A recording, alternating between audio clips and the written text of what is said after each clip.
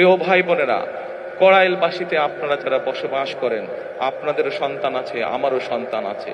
আমাদের ভবিষ্যৎ হচ্ছে আমাদের আজকের সন্তানেরা, প্রত্যেকটি মানুষের ভবিষ্যৎ।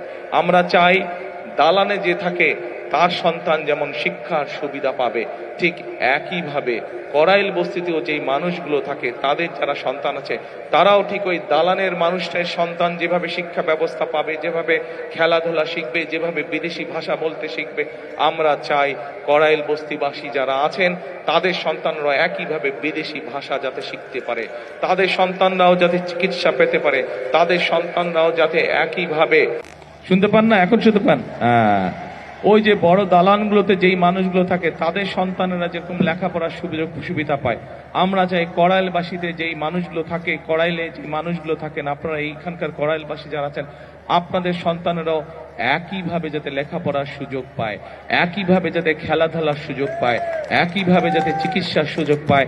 আল্লাহ যদি রহম করেন আমরা সেই ব্যবস্থা আপনাদের জন্য গ্রহণ করতে চাই।